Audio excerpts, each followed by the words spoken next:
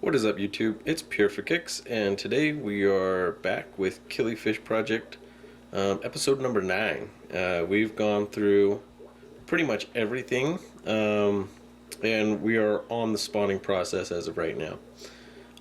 So, as you know, the last episode we went ahead and made a sponge mop to get them to spawn in, and as I'd done a little bit more research, the Rakovi is they're a peat moss spawner. So there's two different kind of killifish spawning, kind of say traps or whatever you want to call them, just things to acquire their eggs. Number one was the sponge mop, or the yarn mop, whatever you call it. That's the first way of grabbing them, and then the second way of doing it is doing peat moss cup.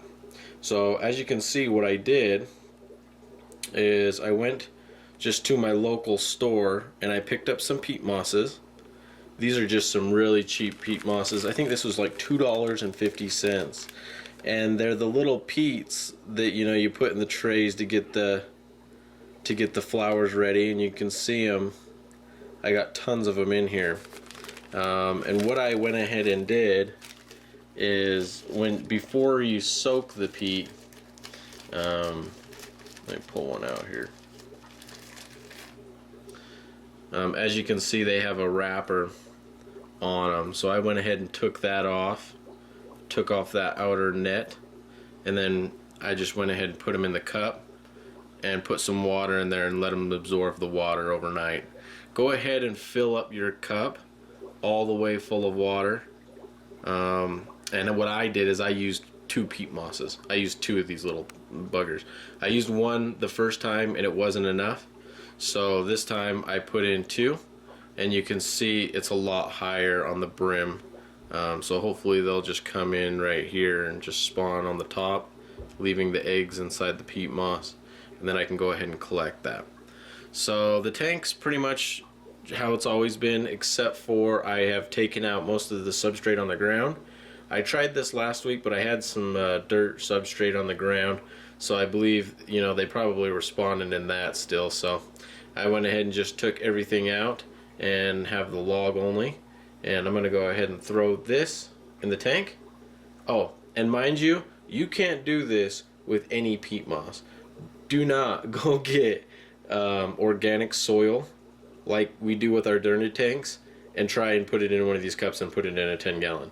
That was my first mistake. I tried that and I got it wet for like 2 or 3 hours. Even was squishing it, full of water.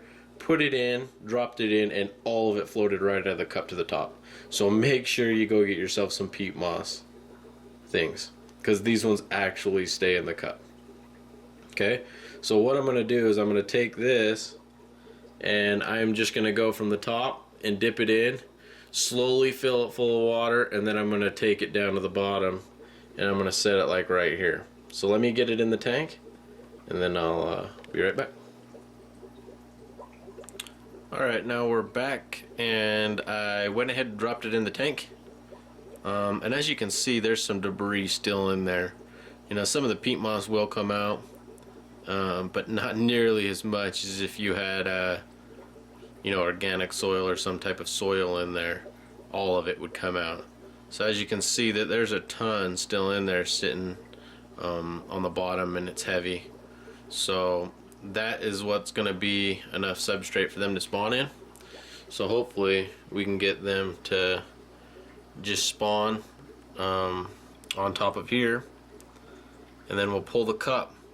We'll pull the cup in about a week, and we'll sift through it and see if we can't find any eggs.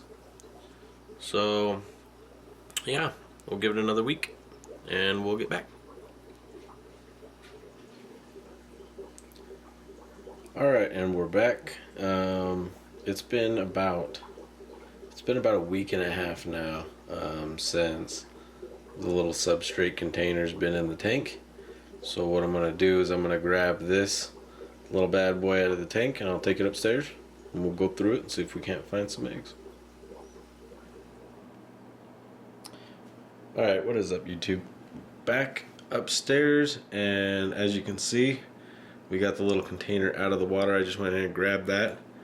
And what I'm going to do is I'm going to go ahead and take the first part of the substrate, most of it, probably not the very end piece, because I'm sure that'll not be very buried very deep.